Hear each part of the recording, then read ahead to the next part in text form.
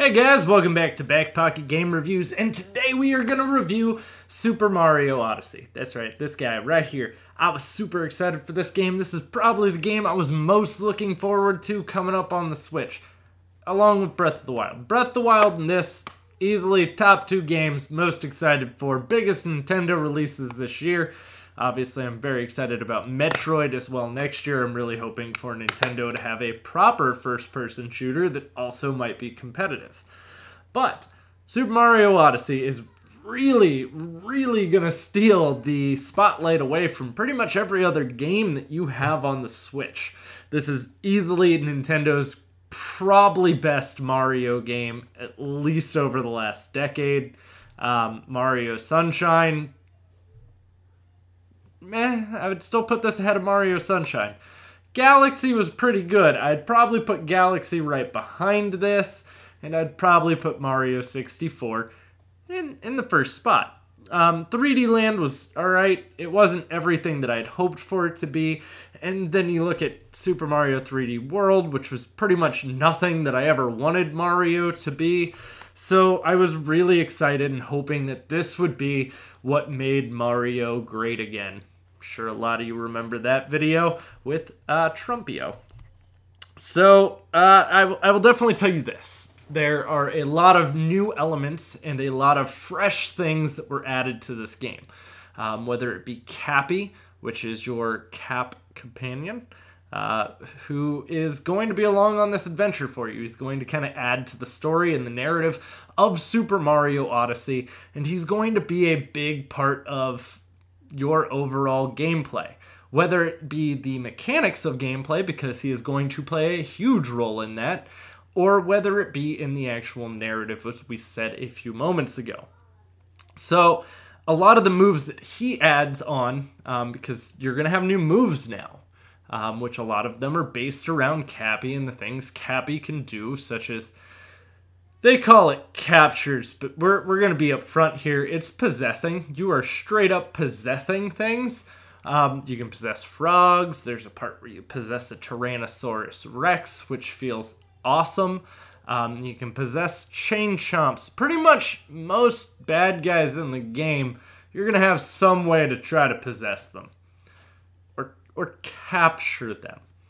The game does add a lot on the different worlds that you go to this time. It is very interesting to see them attempt to bring Mario into a New York City style kind of world, which is called New Donk City. It is essentially a giant homage to Donkey Kong and where Mario started out from. And there are going to be a lot of little nods to Mario over the lifespan of the Mario games.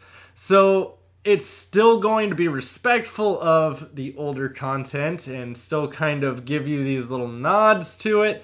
But at the same time, it's going to be a new game, and it does just that. It doesn't feel like the other Mario games you've played. To a degree, it kind of feels like a Mario 64 predecessor or a Galaxy predecessor with the way it handles and it being like semi-open world.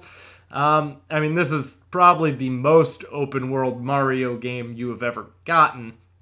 And it does add a lot for you to traverse around using Cappy or using other environmental things that they've now added. And there's going to be parts where you're going to possess a lot of bad guys just so you can accomplish things to get power moons. That's right. For once, you are not actually attempting to get stars. You're now attempting to get power moons.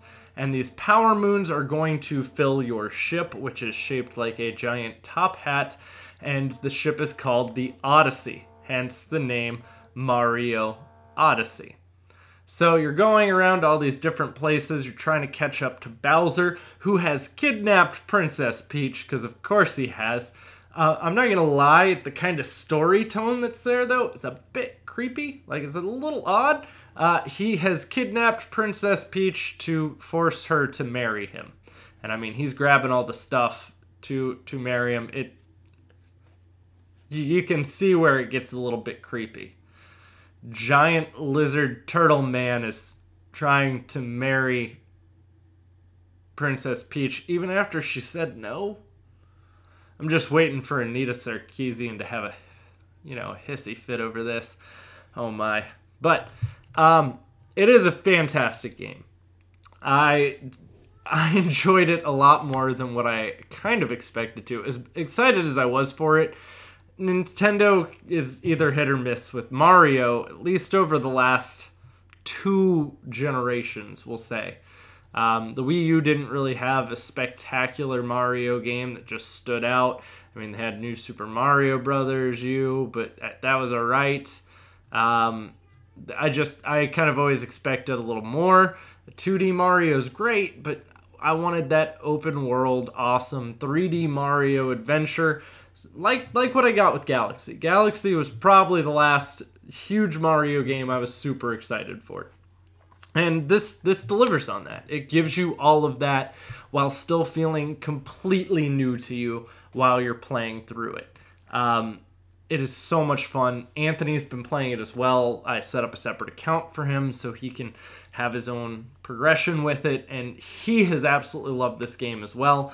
So the game is able to remain fun even for different generations. So Anthony is 7, I'm 30. I'm enjoying it, he's enjoying it. That's a good thing when your game is able to broadcast to that wide of an audience. I'm pretty sure that between this and Zelda, the Switch is going to literally just fly off of shelves this holiday season. I mean, those 2 games alone, and then when you calculate in Splatoon and Mario Kart 8, the Switch is almost like a powerhouse right now just with the Nintendo exclusives. Let alone you have a whole bunch of third-party support coming as well. But we're going to talk about all that in another video. But guys, let me know how you're liking Mario Odyssey so far. You can let me know in the comments down below. Also, don't forget to drop those thumbs up if you enjoyed the video. And if you're new to the channel, don't forget to click subscribe. Join the community. Stick around a little while. Guys, I'm going to have plenty more content coming for you, so I'll see you soon.